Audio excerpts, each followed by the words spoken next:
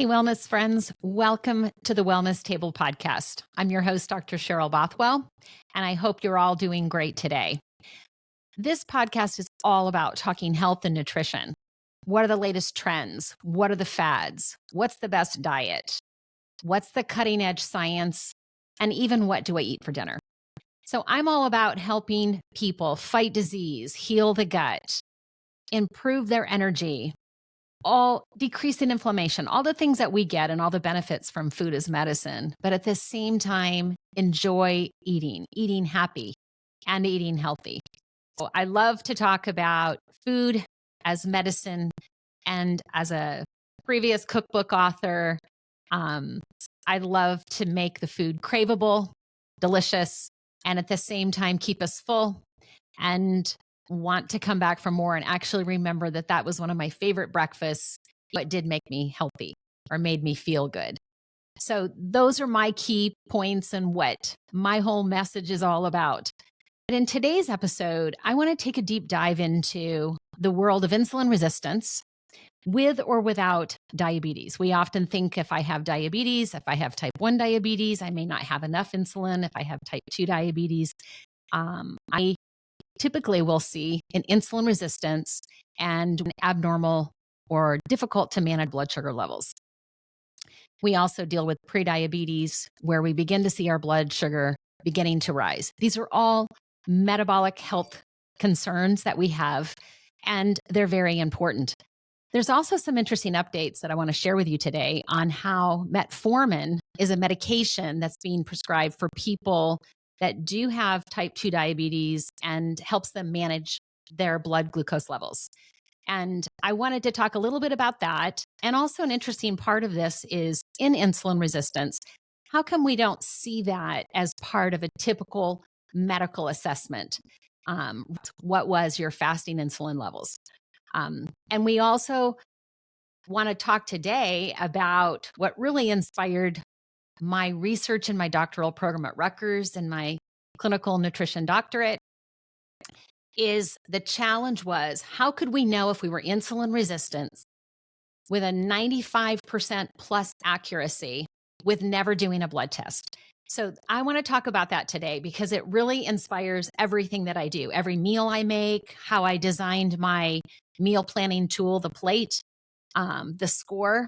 It really comes down to what I found that I began to specialize in was insulin resistance, which leads to metabolic syndrome and so many clinical risk factors that we deal with as we begin to age. And they're happening younger and younger as we look at high blood pressure, our waist circumference increasing in size, high cholesterol, high triglycerides, as we look at blood sugar levels, being high, inflammation.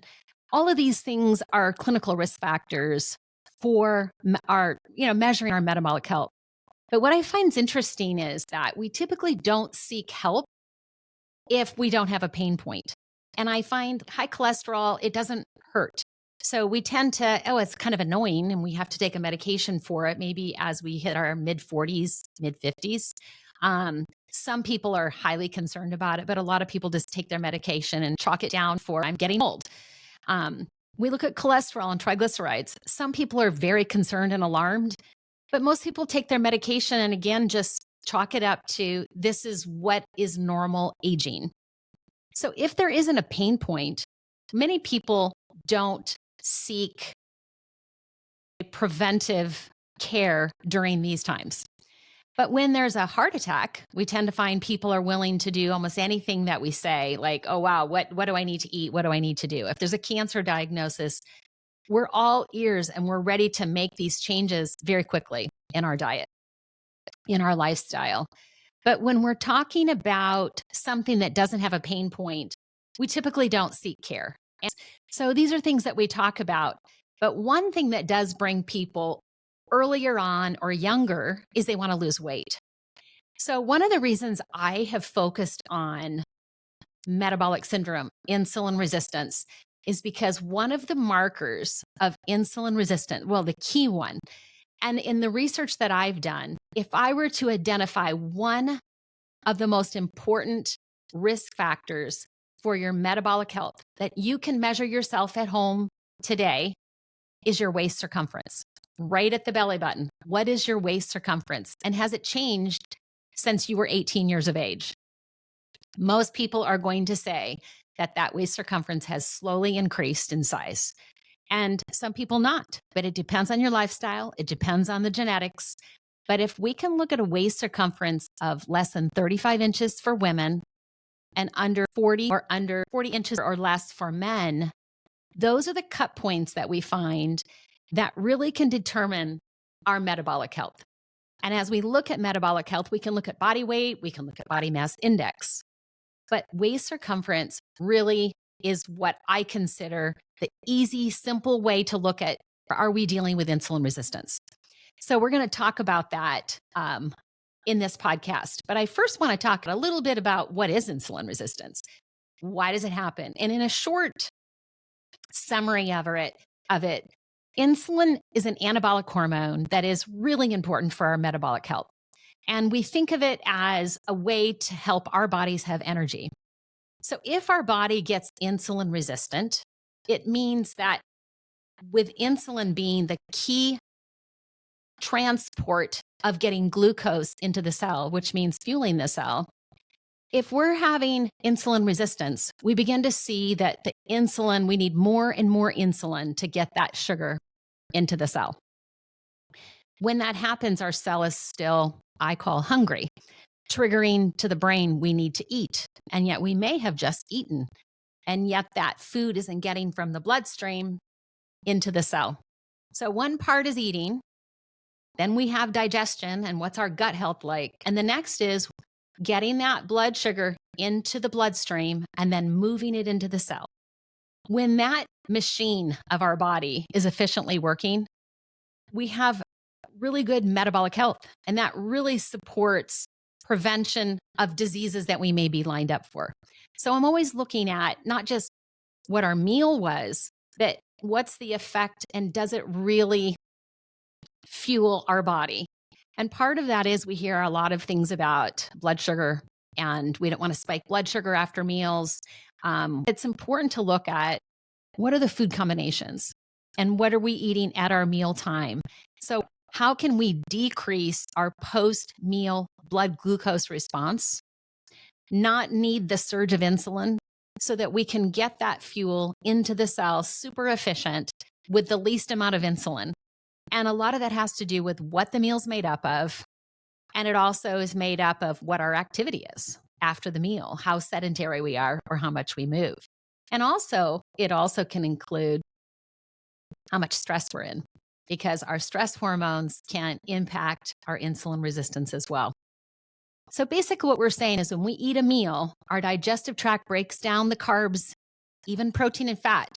We can produce glucose from anything that we eat. But the most efficient is when we're moving it from carbohydrate. And this is the primary energy for our body. And insulin is made and secreted by the pancreas. It helps shuttle glucose from the blood into the cell for energy. But large blood sugar spikes from highly refined carbohydrate foods at meals, snacks. When we think of sugary beverages, we've talked about energy drinks and how much sugar we're drinking in some of our previous podcasts. All of these things, as well as low fiber in a meal, can cause a high blood sugar spike after a meal. And this repeated pattern can cause insulin surges. And when our body is continuing to have an insulin surge, there's this level where we just kind of call it our cells become a little bit numb to the insulin. So we begin to need more and more as we age insulin to get the same amount of sugar into the cell. That's just sort of a simple way of really defining the process of insulin resistance. And so when we think about over 60% of people over the age of 50 are insulin resistant or beginning to be insulin resistant with higher fasting insulin levels. And again, we can measure the waist circumference. So if we see a waist circumference for men 40 inches or above, for women 35 inches or above, let's start looking at insulin and let's start looking at our blood sugar levels. And we can use diet and lifestyle to make these changes. So they're super important processes for us to be aware of and something that we know we can do something about. I think it's also important for us to know that insulin, being an anabolic hormone, it does trigger fullness. And so it is a hormone that tells us you're full. So we need insulin to be healthy, and we just want our body to stay insulin sensitive. So the more we are insulin sensitive, the healthier we are metabolically. And we also need insulin to determine what we do with the glucose because it's responsible for managing our blood glucose levels. High glucose can kill us. So our insulin's job is to make sure that we don't get high insulin levels in our bloodstream. And if we eat more food than what we need, we have more energy than what we need. It's the insulin that says, let's store some of this insulin as glycogen in the muscle so you can have that glycogen storage for your exercise tomorrow and the next day. But we can also see that the body or the insulin will store the excess fuel that we have eaten and that energy as body fat. And so that's sort of the process of what insulin does. And what our goal is to look at how can we stay insulin sensitive? How can we measure our insulin sensitivity? And that is, let's check that waist circumference. So I say if we have a waist circumference for sure, men and women over 40 inches, in my research, I found that they were the highest risk population. And I didn't have to do any other blood work. But there was a 95 to 98% chance that when I measure the fasting insulin, it was high.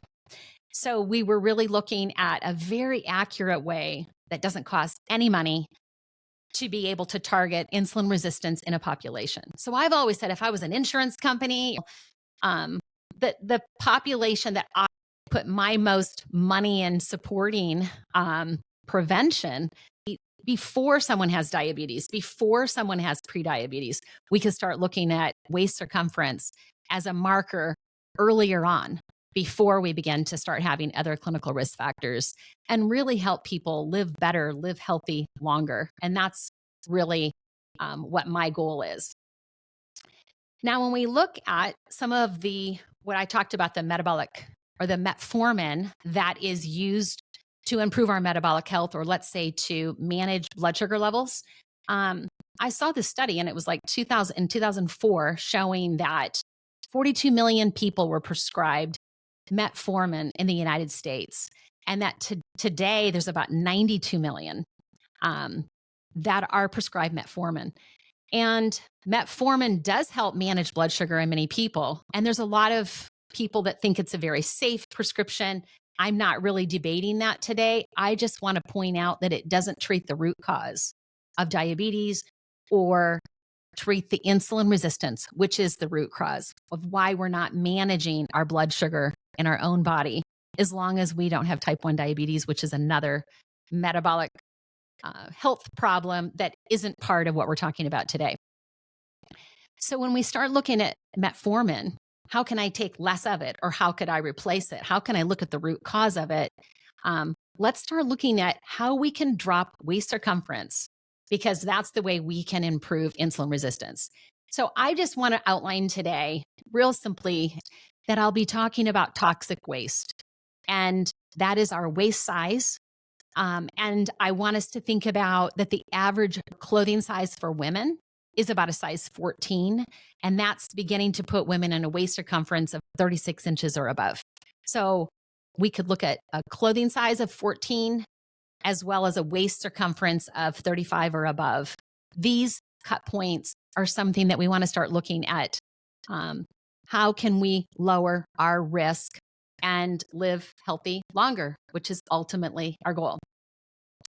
I also want to point out that hemoglobin A1C is many times measured in a health assessment, and we do like to see that below 5.6%. We see that begin to creep up many times as people are getting older, but we're seeing it creep up younger and younger. And again, this is an indication of the last 12 weeks of our blood sugar levels. So what can we do in our diet and lifestyle so that we can slow and reduce the post-meal blood sugar surge? And my goal is, with my Dr. Cheryl plate, and I tested my recipes on over 2,000 people to look at post-meal glucose response from the entire meal. Not one item, not just a single food, but the combination of that glycemic load, and how did that impact our blood sugar surge, and what can we do about it? And I had really great results with it. And so talking about what those meals are, one thing that we can look at is how much fiber is in the meal. Fiber acts like a filter. It slows the absorption of glucose. So if you're dealing with insulin resistance, you can even an hour or 30 minutes before a meal, or start your meal as an appetizer with a cup of non-starchy vegetables like celery and cucumber and red peppers. I've even said start with an apple, but ultimately something that has a lot of soluble fiber so that you can be putting fiber into your stomach, which is ultimately this natural filter that slows and reduces post-meal blood sugar spike. Also, when we eat meals that are predominantly whole plant food, I am very much for a whole plant focused meals. It doesn't mean you have to be a vegan, you don't have to be a vegetarian, but fiber is only found in plant foods. It's just a natural filter to help support not having insulin resistance through the life cycle, and also of course, improving gut health, inflammation, free radicals, antioxidants, fighting free radicals, so many other benefits. But right now we're focusing on the way that fiber actually filters, and it forms a gel-like substance that binds to the sugar in the stomach and slows the uptake into the bloodstream. And this allows us to just reduce those surges. So that's one way that we can really make a meal, that one meal at a time, we begin to improve insulin resistance by managing blood sugar surges. A second that we see that's very interesting is saturated fat, a diet with high saturated fat. There are some studies that will show that insulin resistance can actually, or insulin sensitivity actually begins to decrease, meaning we're moving the wrong direction, by a diet that's high in especially animal saturated fats. So butter, bacon, cream. So that's something that's kind of interesting because we're always thinking about refined carbohydrates, that's going to be the culprit. But as we look at refined carbohydrates, ultimately those are going to be the number one problem for surging blood sugar. These beverages that are filled with a lot of sugar. It's amazing. If you're looking at a drink, if I see 5 milligrams of added sugar, that's a teaspoon of sugar. So when we look at something that's got 20 milligrams of added sugar or refined sugars in, let's say, a beverage, it's like pouring 4 teaspoons of sugar into that meal. Those are the things that are really going to be surging blood sugar. And also high fructose corn syrup, which we find in the modern day soda, that really can make us eat a lot more of the refined sugars and not feel full. We'll talk about that more in another podcast. Another thing that we work on is walking after a meal. And I call that oxygen cocktail in our TakeTEN program. So we take ideally a walk outside. It's 10 minutes minimum after a meal. It's not a zone 2. It's not aerobic exercise. This is a very relaxing 10-minute walk. And it really makes a difference. I have measured this with people with the most sensitive blood sugar levels. And they will drop 20 points minimum on their blood sugar just adding a 10-minute oxygen cocktail walk after a meal. So it really works like a medicine, is to have a walk after each meal. So if someone is insulin resistant, you're wanting to decrease your waist circumference, add a 10-minute oxygen cocktail after a meal, because movement just really makes a difference in decreasing that glucose spike that we get after a meal and improving insulin sensitivity. Our other is alcohol. When we drink alcohol with a meal, alcohol has to be broken down first by the liver, and the glucose and the fat is waiting, has more of a backup to be able to store the fat or to turn it into glycogen to store for future fuel for exercise. And so we see a connection between alcohol intake and insulin resistance. We'll talk more about that, but it also can add to waist circumference. So we begin to see that pattern. And we have recommendations for no more than 1 drink per day or 5 per week. But ideally, we don't need any alcohol to be healthy. So that would be your ideal, is no alcohol intake if you're really trying to go all the way with improving insulin resistance. And another is practicing something that works for you in some mindfulness manner, like meditation, deep breathing, so that you can work on stress management, because stress management can increase our cortisol levels. And this is another way that we can see blood sugar going up and causing, over time, insulin resistance. So these are just some of the things that we can just highlight of simple diet and health habit things that we can do. We're talking about fiber, watching those refined carbs that we eat at each meal, not the whole carbs if they're filled with fiber. So more whole plant foods, more whole plant focused meals. It doesn't mean that you don't have to eat any of the other foods. It just means those are the foods that will filter and slow that response. That oxygen cocktail, that 10-minute oxygen cocktail is really powerful. I've tested them and I've seen them on over 2,000 people. So I feel really confident that these things work. And I also see that during our program, we did not serve alcohol during the program. We had a great exercise program, and we really focused on mindfulness and stress reduction. So those things are all important when we look at a healthy lifestyle.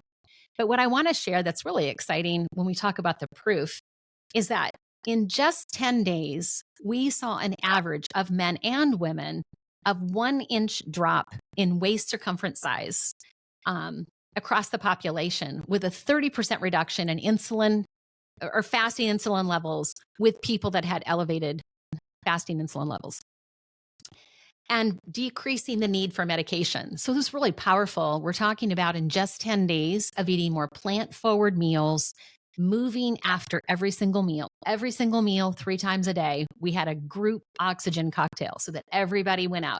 You don't always feel like it, but boy, it really makes a difference. So that gives you 10 minutes 3 times a day. You've got 30 minutes of walking already just from your oxygen cocktail. In your evening oxygen cocktail, we just turned it into a 30-minute walk for our whole group, and it was really powerful. So think about some of these simple things that you can do, and you're going to hear me in our social posts and in future podcasts just talk about what can we do to fight disease, feel great, fuel our body, and drop that toxic waste, because those are the people I'm most concerned about. When I talk about moving into a niche, I think about diabetes, I think about prediabetes. I'm worried earlier, and yet most people don't have a pain point there. But a lot of people don't like their waist circumference increasing. So I have chosen waist circumference. I call it toxic waist. What your waist size is something that most of us consider a pain point, and we're very motivated to drop that. So if your reason is, I want to look different, or I liked the way I looked better, I don't want us to focus on body, and I don't want to get into the extremes of the low. But I do want to alert us that when we look at BMI, that only 20% of people that are obese are actually still metabolically healthy. So waist circumference, again, insulin resistance is really a better marker than potentially body weight. I'm hanging my hat on insulin resistance and waist size as our first markers that give us really what we consider a pain point, but some of our first signs for prevention and treatment. And even as we drop waist circumference, we're going to see the correlation of our metabolic health improve. All will happen together. And when we look, Dr. Cheryl Plus member, you will see, we'll talk about this all the time, but in our daily health score, higher scores, it's a 20-point score, 10 foods, 10 health habits. And in that score, the higher numbers, 18 plus out of 20 is my goal, correlate to dropping waist circumference and improving fasting insulin. So that's really my prescription. It's my dose. And I'm just giving you a little summary of it here. So let's start focusing on insulin resistance and watch your waist size drop as you just do a few simple things that can start improving the way your body metabolizes glucose and improving your insulin sensitivity. I look forward to seeing you again. And if you want a deeper dive on any of these topics, I'd love to see you in the Dr. Cheryl Plus membership. Have a great day.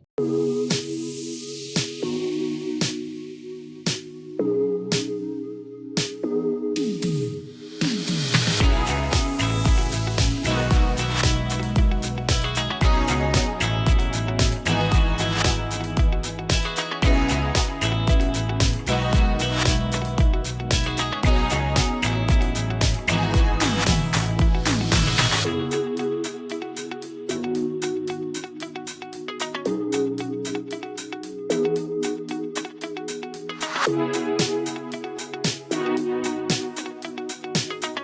you.